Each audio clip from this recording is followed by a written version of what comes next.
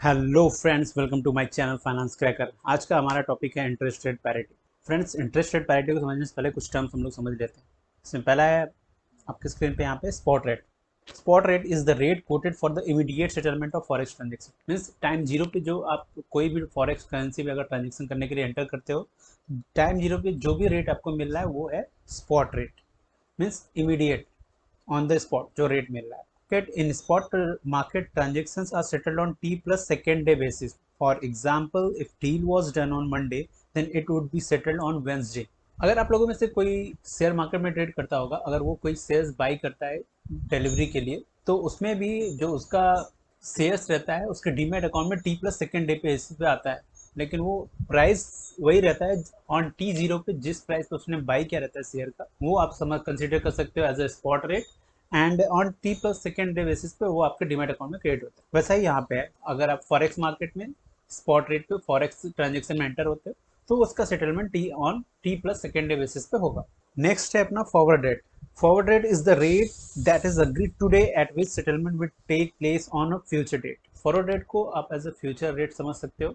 आप इसको ऐसे समझिए, अगर आप एक इम्पोर्टर हो, आपने यूएस से कोई मशीनरी बाय किया हुआ है जिसका प्राइस है $1 लाख और उसका पेमेंट आपको आफ्टर 3 मंथ्स करना है, तो आप क्या करोगे? बैंक को अप्रोच करोगे और बैंक को बोलते हो कि मुझे आफ्टर 3 मंथ्स मुझे $1 लाख का पेमेंट करना है, इसलिए मैं डॉलर बाई करना चाहता हूँ। और आप क्या करोगे? अपने फ्यूचर का जो भी ट्रांजेक्शन रहेगा उसका रेट आप टी प्लस जीरो पे ही फिक्स कर लोगे। बैंक के साथ आप 3 मंथ्स के फॉरवर्ड कॉन्ट्रैक्ट में एंटर हो जाओगे कि मुझे 3 मंथ बाद $1 लाख बाई करना है। बैंक उस टाइम जो भी रेट देगा आपको 3 मंथ बाद का, वो होगा आपका forward rate. Forward rate is the combination of spot rate plus और minus interest differential of two currencies. इस चीज को आप आगे जब मैं इंटरेस्ट रेट पैरिटी को डिस्कस करूंगा तो और अच्छे से समझ जाओगे। The difference between forward rate and spot rate is known as swap points.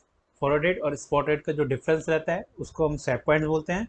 The forward differential is nothing but an interest differential of two currencies. Interest differential of two currencies यहाँ पे किसके रिस्पेक्ट में बोल रहे हैं? अगर हम अपना पिछला एग्जांपल रेफर करें, इसमें हम लोग को 3 मंथ्स बाद पेमेंट करना था $1 लाख का इम्पोर्टर को। तो यहाँ पे दो दो करेंसीज थी, एक तो था इंडियन रुपीज, नेक्स्ट दूसरा था यूएस डॉलर। यहाँ पे दो करेंसीज है, दो डिफरेंट कंट्री है। इन दोनों कंट्रीज के बीच में जो इंटरेस्ट रेट डिफरेंशियल होगा वही यहाँ पे डिस्कस किया जा रहा है। यहाँ पे कुछ फॉर्मूला दिया हुआ है, forward rate equal to spot rate plus और minus interest differential of two currencies, वही चीजें हैं। यहाँ पे आ गया है कि स्वैप पॉइंट्स अगर आपका पॉजिटिव आता है, it means base currency is on premium. अगर फॉरवर्ड रेट मैंने स्पॉट रेट कर रहे हो और जो भी आपको स्वैप पॉइंट्स मिल रहे हैं, अगर वो रिजल्ट पॉजिटिव आता है, इट मींस आपका जो बेस करेंसी है वो आपका प्रीमियम पे है। स्वैप पॉइंट्स अगर नेगेटिव है, इट मींस आपका बेस करेंसी डिस्काउंट पे है। स्वैप पॉइंट्स अगर जीरो आते हैं, मींस अगर स्पॉट रेट फॉरवर्ड रेट बराबर है। यहाँ पे एनुअलाइज प्रीमियम और डिस्काउंट का भी फॉर्मूला दिया हुआ है, forward rate minus spot rate divided by spot rate into 12 divided by N. N यहाँ पे है आपके फॉरवर्ड कॉन्ट्रैक्ट का time period, 1 month, 3 months, 2 months, whatever the time period is. यहाँ पे आप एग्जाम्पल एक देख लो, spot rate $1 equal to 72.50 oblique 72.80, swap points 0.22 oblique 0.25। Forward rate क्या होगा? तो फॉरवर्ड रेट बिट साइड का आएगा 72.50 plus 0.22 equal to 72.72। Forward rate ask side आएगा 72.80 प्लस 0.25 इक्वल टू 73.05। आगे अपना international finance theory. International finance theory के 4 पार्ट्स है। पहला इंटरेस्ट रेट पैरिटी, दूसरा है परचेजिंग पावर पैरिटी, थर्ड है फीचर इफेक्ट, फोर्थ है इंटरनेशनल फीचर इफेक्ट। तो अभी इस वीडियो में हम लोग डिस्कस करेंगे only interest rate parity. Okay friends, let's understand interest rate parity. Interest rate parity is no arbitrage condition. In simple word, an investor will not be allowed to gain a riskless return by borrowing at lower rate in one country and investing at high rate in another country. According to this theory, interest rate differential between two currencies is approximately equal to percentage spread between the currencies forward rate and spot rate. Means जो currencies के जो दो countries के बीच में जो interest rate gap है वो fill करेगा फॉरवर्ड रेट और स्पॉट रेट का gap. Friends, in simple word में समझे तो अगर दो कंट्रीज है, यूएसए एंड इंडिया। यूएसए में इंटरेस्ट रेट है 5%, इंडिया में इंटरेस्ट रेट है 12%। तो ये जो इंटरेस्ट गैप है, यूएसए का जो इन्वेस्टर है वो चाहे यूएसए में इन्वेस्ट करे एट 5% या फिर इंडिया में इन्वेस्ट करे 12%, he will get the same return, क्योंकि ये जो इंटरेस्ट रेट का गैप है ना वो फिल कर देगा फॉरवर्ड रेट और स्पॉट रेट का गैप। चलिए इसको और अच्छे से एग्जांपल में समझते हैं। यहाँ पे अभी मैंने जो बोला, यहाँ पे आपके सामने स्मार्ट अमेरिकन इन्वेस्टर है, ये इन्वेस्ट कर रहा है $10,000 in USA market at the rate of 5%। After 1 year उसको मिलेगा रिटर्न 10,500 विद इंटरेस्ट। अगर at the same time T0 पे अगर वो यूएस मार्केट में इन्वेस्ट ना करके इंडियन मार्केट में इन्वेस्ट करता है, तो वो उसको अपना डॉलर इंडियन रुपीज़ में कन्वर्ट करना पड़ेगा। उस टाइम स्पॉट रेट था 70 रुपीज़, उसने कन्वर्ट किया अपने $10,000 को इंडियन रुपीज़ में, वो हुआ 7 लाख।